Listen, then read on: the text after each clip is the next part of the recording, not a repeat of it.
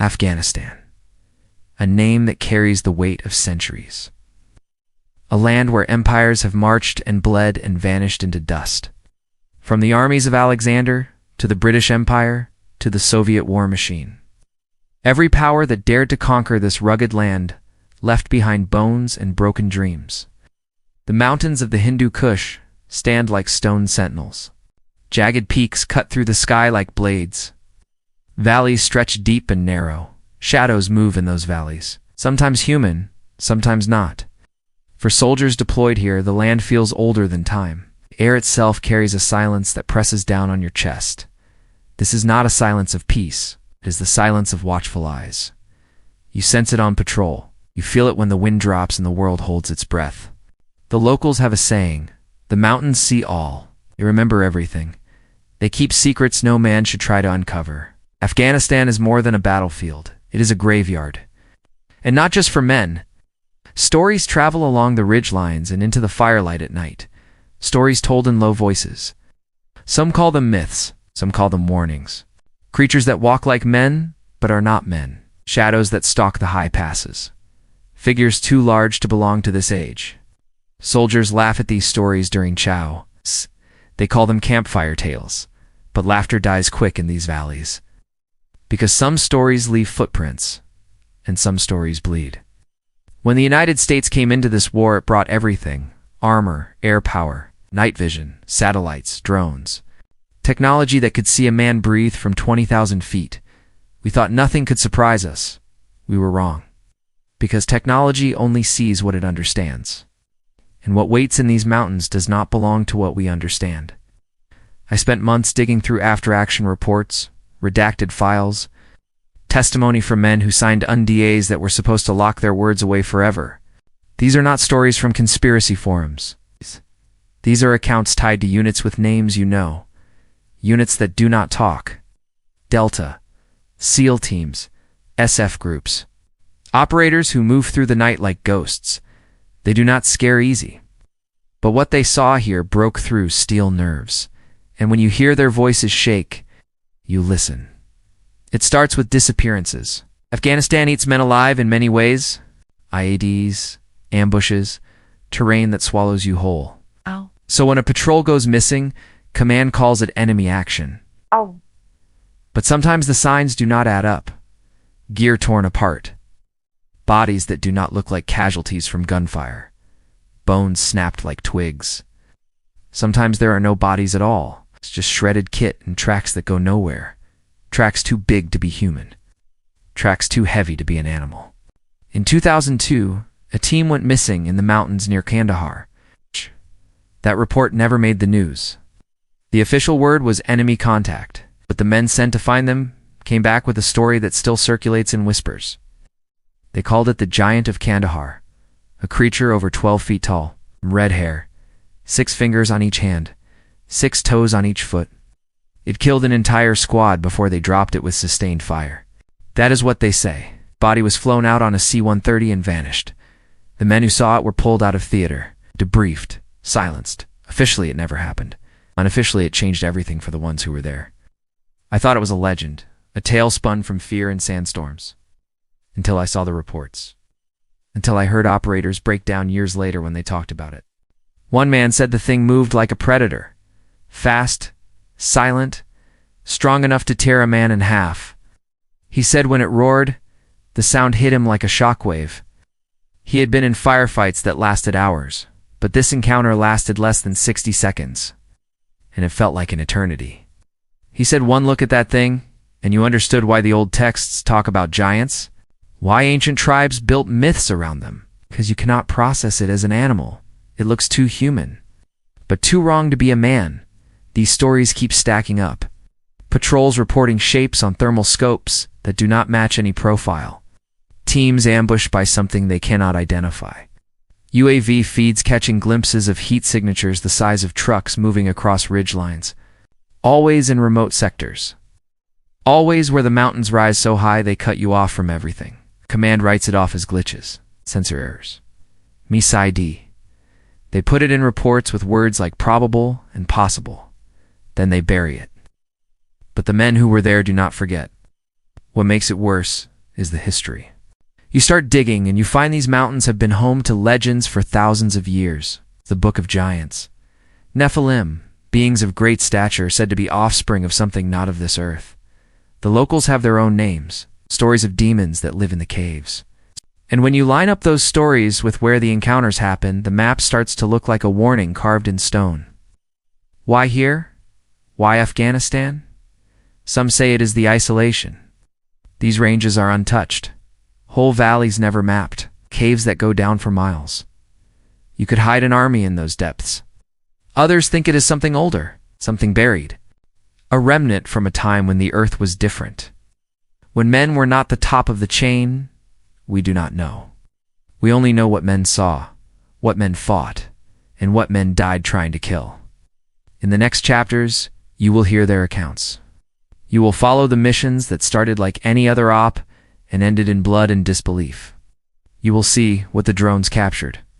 You will hear what locals whispered when they thought no one was listening. And you will understand why some things never make it out of the classified vaults. This is not a story about monsters. It is a story about men sent to fight wars they understood and running into a war that belongs to another age. It is about a battlefield that keeps its oldest warriors hidden until the night they rise again. Afghanistan has been called the graveyard of empires. Maybe that is because the bones buried here are not all human. Maybe that is because what sleeps in these mountains does not want to be found, and some of it is awake now. It started as a routine recon, mountain sector south of Kandahar. Early spring of 2002, the snow still clung to the high passes like bones showing through the earth. A U.S. Army infantry squad moved out before dawn, standard loadout, M4 South, M249 SAW, full kit radios checked. Weather was clear, but the wind in those valleys always carried a bite. The men were good, experienced. Some had fought in Tora Bora weeks before. They knew the terrain, or thought they did. The patrol was supposed to check on an abandoned village high in the ridges. Intel said enemy fighters might be using it as a waypoint. No big deal. In and out. Port back by 0 dark 30. But they never came back. Comms went dead around midday. No contact, no last sitrep. Just silence. At first, command thought it was terrain interference. It happens all the time in those mountains. So they waited. Hours passed. Still nothing. That is when the call went out to QRF, Quick Reaction Force, a rescue team. The rescue team was mixed. Rangers and SF operators. These were men who could move through hell without blinking. They geared up fast, loaded into CH-47 Chinooks, rotors pounding the air like war drums. They lifted off from Kandahar airfield and headed toward the coordinates where the patrol was last pinged. The ride was tense. Everyone knew the Taliban could ambush a bird with a DSHK if they were lucky. But this was deeper than usual. Up in the rocks where even the enemy hesitated to go, the birds set down on a flat patch of dirt barely big enough to hold them. Dust storm kicked up, the team poured out, their weapons ready. Eyes scanning the ridge lines. The village lay ahead. Silent.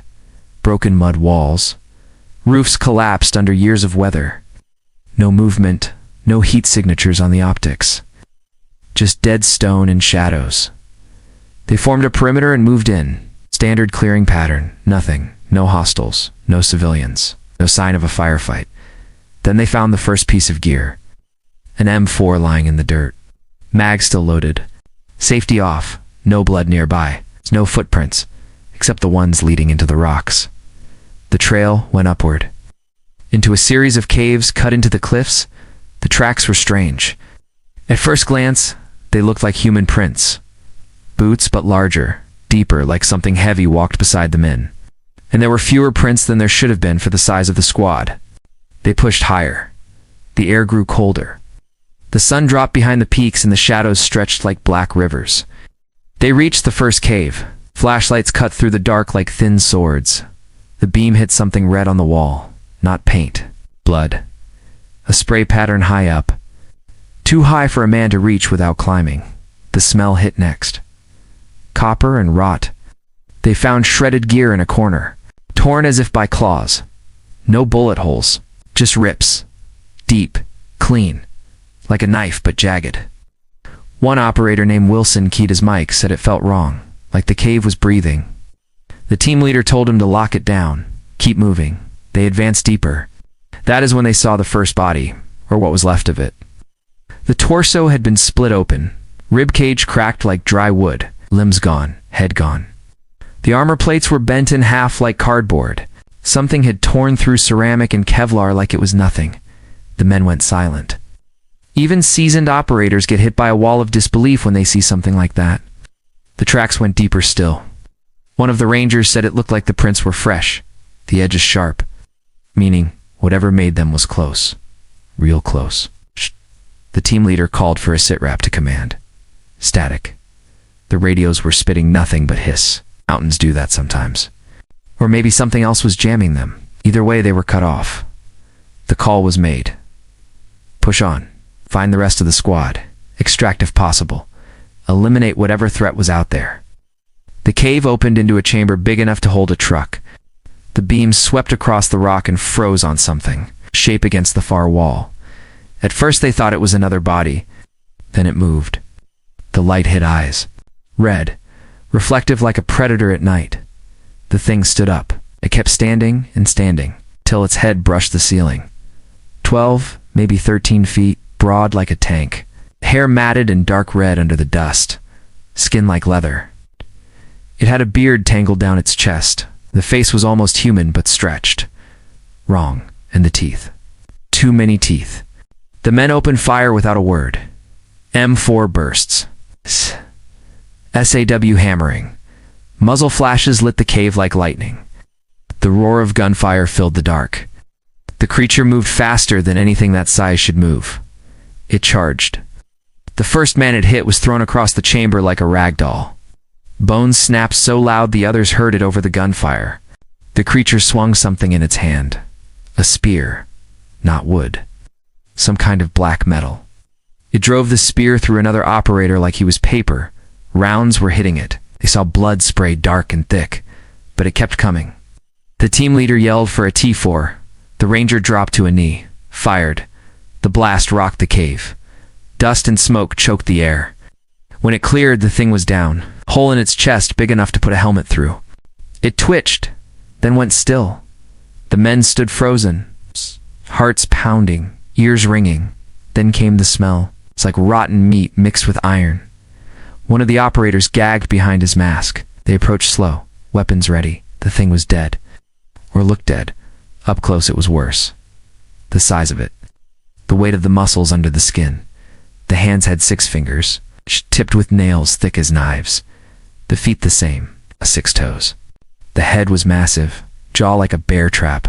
The eyes still open, red fading to black. Wilson whispered one word. Giant. The team leader called in over the radio again. This time the comms worked. He reported contact. Multiple Kia. 1 hostile down, requesting immediate exfil. Command came back fast. Copy. Secure the body. Do not leave it. Repeat. Do not leave it. The men rigged ropes, took 6 of them to drag the thing out. It weighed like a small car. They got it to the LZ. The Chinooks came in low and hot, rotor wash whipping dust and blood into the night. They loaded the thing onto the bird under blackout. No photos, no chatter, just a silent heave and a look in every man's eyes that said they would never forget this night. When they landed back at base, it was chaos. The body was hauled straight into a C-130 that was waiting with engines hot. Men in unmarked uniforms took over. Full blackout. No insignia, no names. The operators were pulled into a tent. NDAs slapped on the table, threats that felt heavier than the rifles they carried. You saw nothing. You say nothing. This never happened. That was the line. The men signed. They walked out into the Afghan night with a new kind of fear crawling under their skin. Fear of what they saw. Fear of what command was hiding. In fear that whatever that thing was, it was not alone. 'Cause in the cave before the blast went off, one man swears he saw another shape move in the dark, bigger than the first, watching, waiting. And then it was gone. War changed when the drones came. No longer did you need boots on every hill to watch the enemy. The sky did the watching. Eyes that never blinked, eyes that saw heat in the coldest dark. MQ-1 Predator, MQ-9 Reaper. Birds that hovered over the Afghan mountains like silent predators. Operators sat in trailers thousands of miles away, screens glowing blue, hands on sticks. Trigger ready, they called it remote warfare. No risk, no blood. But those screens started to show things that made even seasoned crews sweat through their uniforms. It began with anomalies. At least, that is what the reports said. An anomaly is military talk for something that does not fit. First incident came from a Reaper flying ISR over Nuristan. The mission was routine. Overwatch for a convoy pushing through a narrow valley. Clear day, good feed. The thermal picked up the convoy fine. Humvees crawling like beetles across the dirt. Then something moved on a ridgeline to clicks out. At first, the operator thought it was goats. Shepherds roam these mountains all the time, but the heat signature was wrong. It was standing upright, and it was huge. The cursor locked on. The image zoomed. Grainy black and white on the EO camera. But you could still see shape. 2 arms, 2 legs, a head. But the height was off the chart. The rangefinder was right, this thing was over 12 feet tall. And the stride, long, smooth, like it owned the rocks. The operator switched to thermal. The heat bloom lit the screen, the size of a truck. The signature pulsed like a furnace. He called it out to his sensor operator. They watched as it moved along the ridge, and then it stopped. Like it knew. Like it felt the eyes on it. And then it turned its head and looked straight at the camera.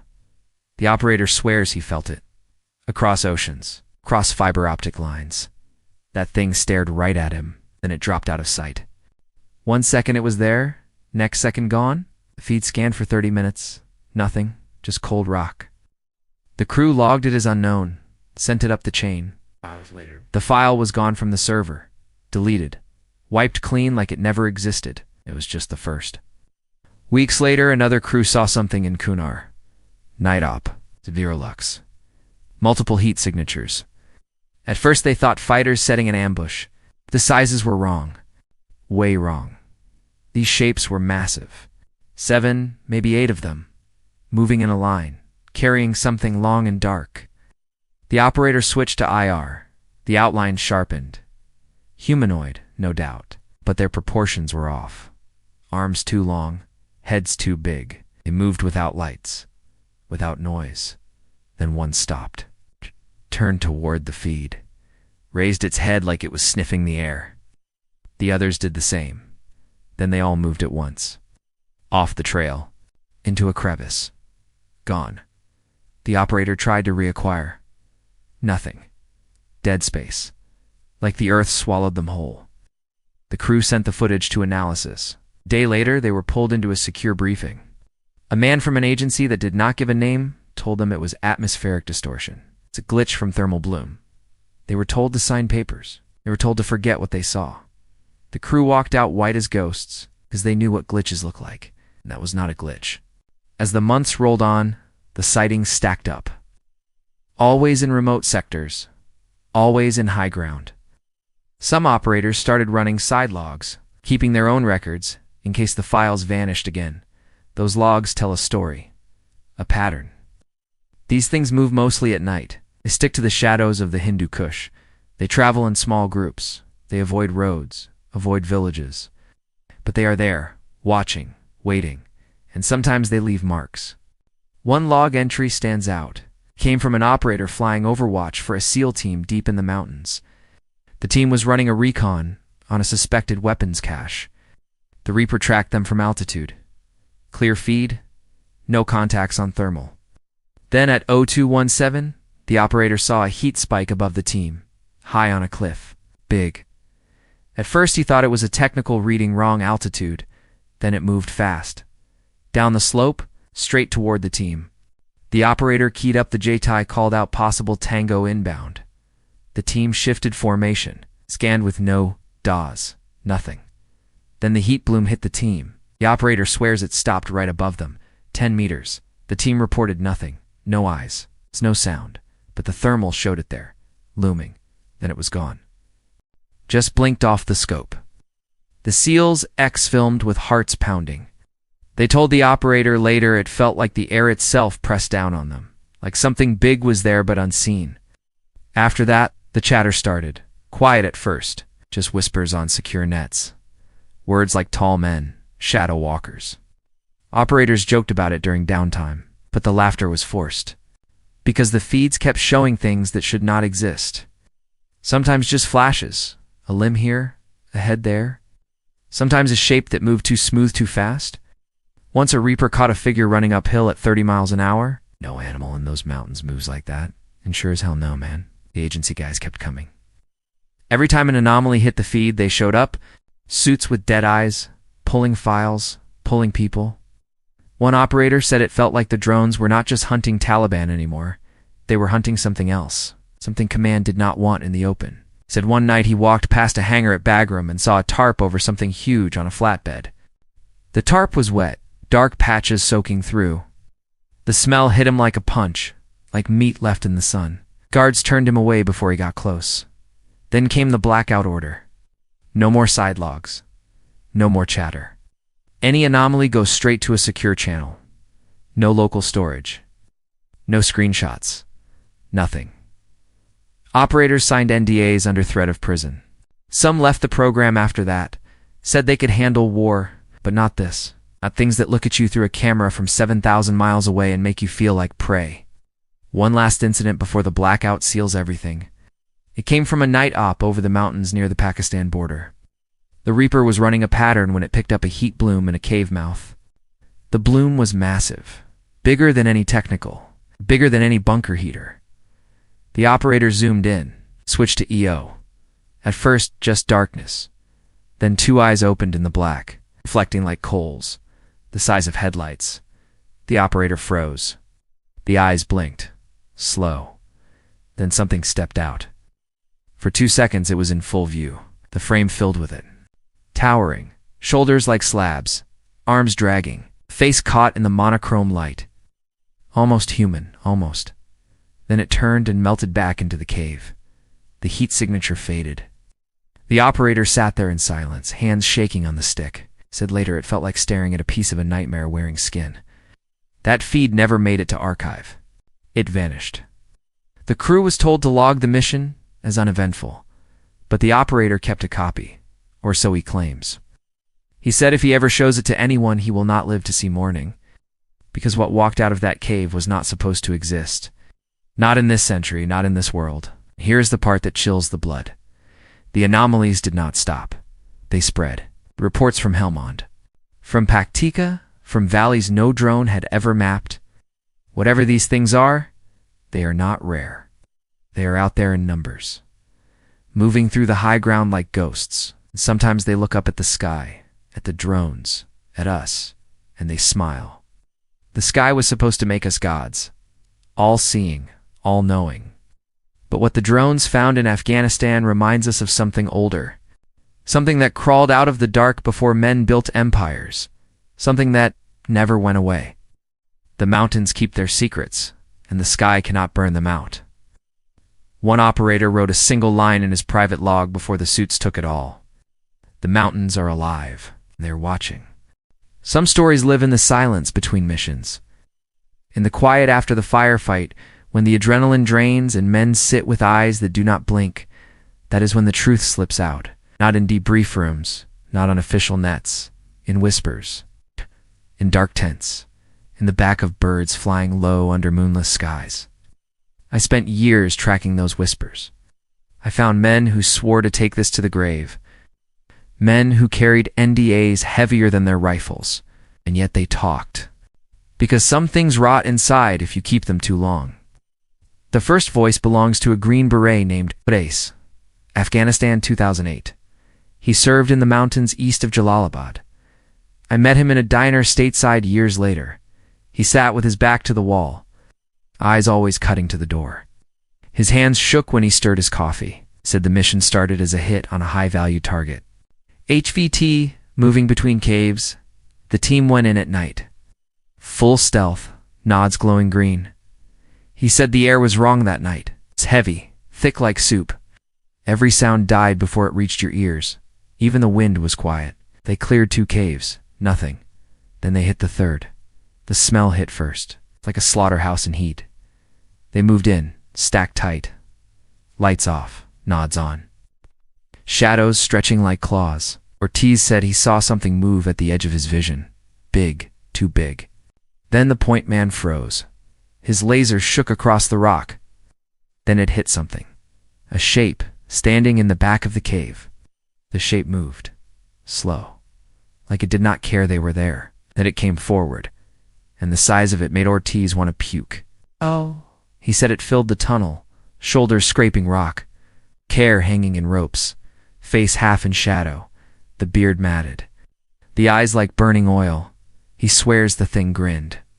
Then the cave exploded with sound. Muzzle flashes strobing green in the NODs. The creature lunged. Ortiz said it moved like lightning.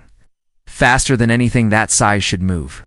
It grabbed the point man by the vest and ripped him into like paper. The team fell back, firing full auto. The rounds chewed chunks of meat, but it kept coming. Then the 203 grenades went in. 2 thumps, 2 blasts, smoke and dust choking. When it cleared, the thing was down, what was left of it. They dragged the pieces out under blackout, loaded them on a bird. Ortiz said the pieces were still twitching, like the meat did not know it was dead. When they landed at FOB, the men in black were waiting. Same drill. Sign here. Shut up, forget. Ortiz said he tried, but at night he still hears the laugh, because he swears it laughed before it charged. The next voice comes from a SEAL named Harkins. Operation redacted. You're not listed. He agreed to talk only if I kept his name out until after he was gone. Harkins said the team was running recon on a ridge near the Pakistan line. They were glassing a valley through thermals when they saw movement. Not Taliban. Too big, too slow. They watched as something came out of the tree line, and then another, and another. 3 shapes. Each massive, each carrying something long over a shoulder. At first they thought logs, and they realized they were bodies. Human bodies, stripped bare, limp as dolls. Harkins said the team debated engaging, and the shapes stopped, turned, looked straight toward their hide. The thermals went white with heat, like staring at the sun. Then the shapes dropped the bodies and started up the slope. Fast cover blown. The team broke contact. Radioed for extract, birds came in hot, miniguns spitting fire into the tree line. Harkins said the rotors whipped something into view for a split second, something huge moving through the smoke. Then the team was airborne. The crew chief swears he saw an arm reach out of the trees, fingers thick as steel cables. Then it was gone. The next testimony came from the other side of the war. A drone operator named Collins, stationed in Nevada, was flying Reapers over Cuner. He said the feed was clean. No anomalies for days. Then one night he caught something on IR. A figure in a canyon, alone, standing dead still. Heat blew massive. He locked on, zoomed in. The figure raised its head, looked straight at the camera, and smiled. He swears it smiled. Then it lifted an arm and pointed, not at the ground, at him. Across an ocean, across screens, straight through the lens. Colin said his chest went cold. He killed the feed. When he brought it back, the figure was gone. I asked Collins why he quit the program. He said one night he watched a Reaper feed of a SEAL op. The team was in a cave system. He was Overwatch. Then the feed flickered. Static rolled like waves. When it cleared, the team was gone. All of them. Just gone. Their heat signatures blinked out like someone hit a switch. Then something moved in the cave. Filled the frame. It was too close, too clear. Colin said he cannot even describe it, because his mind will not let him hold the shape. It was wrong. Like geometry bent the wrong way. He said his hands started shaking so bad he could not fly. He told his CO he was done. Walked out. Never looked back. One more voice. A ranger named Latham, Kandahar province. He told me this in a bar with tears cutting through the grime on his face. He said his squad hit a gorge on patrol, narrow cut in the rock. They went single file. The sun vanished behind the cliffs. Then they heard it. Sound like stones grinding, deep, slow, coming from ahead. Then a shadow moved across the canyon wall, big, too big. Latham said his gut turned to water. Then the roar hit. Not a lion, not a bear, something older, something that made the bones in his head vibrate. The squad turned and ran. He said he dropped his ruck, dropped his ammo, just ran, because some things you do not fight, you run, and pray the dark does not swallow you. Latham said they made it out. Barely 2 men did not. They found pieces later. It's not much. Teeth marks in the bone that no animal makes. The report said IED Latham laughed when he told me that. Laughed until he cried. Because he knows what chewed those bones. These voices stack like bodies, and every story sounds the same in one way. Size beyond reason, strength beyond measure, speed that defies physics, eyes that see you and make you feel like a child, and a hunger that does not care about war or politics or empires. A hunger older than all of it. I asked every man the same question. Do you think they are still there? Every man gave the same answer. Yes. Then they looked away. Like the word itself carried weight. Yes, they are still there. And they are not done. Some even said more. Ortiz said he heard chatter from locals about entire valleys where no one goes. Places the tribes call cursed. Places where the earth itself is alive. Harkins said he saw carvings on a cave wall, figures towering over men, holding spears, holding skulls. The carvings looked fresh, not ancient. Fresh. It's like someone had been adding to them. Latham said he woke one night at the fob to see something moving past the wire. Tall, silent. Just a shadow against the stars. Then it was gone. And then there's Collins, the drone operator. Said the last feed he ever saw before he quit was not in Afghanistan. It was in another theater. It's different mountains, different war. But the shape was the same. Tall, broad, heat blooming like a sun. He will not say where. He just said this. Whatever they are, they move. They follow war like vultures. They feed on it. Locals in the valleys had always spoken in whispers of beings that walked before men of steel, before soldiers with rifles. Before empires tried to claim these mountains, they said the high places belonged to creatures older than kings, older than the first stone carved for worship. They called them by names that did not translate well into English. Some meant tall ones, some meant eaters of men. When the intel team started interrogating village elders in Kunar and Nuristan, after the missing patrol incidents, they kept hearing the same phrases over and over. Tall, like the sky, red beard, eyes of fire, it sounded. Like folklore, but the pattern repeated in different dialects across valleys, separated by days of hard marching. Elders would point to the peaks and say, "Do not go there at night, do not follow the caves." One interpreter named Frid pulled Staff Sergeant Hayes aside during a key leader engagement and said, "This is not a joke. My grandfather told me the mountains have watchers, they sleep. But when the land is angry, they wake." Hayes laughed it off until Farid told him something chilling. He said the watchers hate the sound of machines. They hate men who bring thunder, meaning the helicopters and the guns. Hayes took it back to the team, but nobody wanted to write that in the sit. You do not put fairy tales in a report for higher command. But later, when they debriefed operators from another unit who lost a JTAC in the same sector, they admitted hearing locals scream the old word again during the firefight, Nephilim. The word stuck because it was in the Bible, 2 giants who walked the earth before the flood, warriors who defied God, sons of men, daughters of angels, and now whispers of them in the same valleys. Where Alexander bled, where Soviet tanks burned, where U.S. patrols vanished. A defense. Intelligence agency analysts pulled ancient text comparisons and found something darker: Sumerian inscriptions about Apkallu giants as guardians of hidden knowledge and bones of men found in old caves near Hindu Kush, dating back 10,000 years. Some of those caves had military grid references almost matching modern OPs.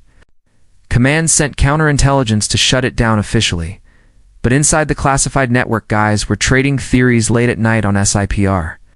Chat rooms dropping scanned images of petroglyphs found by accident during recon runs. The carvings showed figures with spears towering over normal men. One image had what looked like a man holding the skull of another man. Like a trophy skull. Size was wrong. Way too big for a human.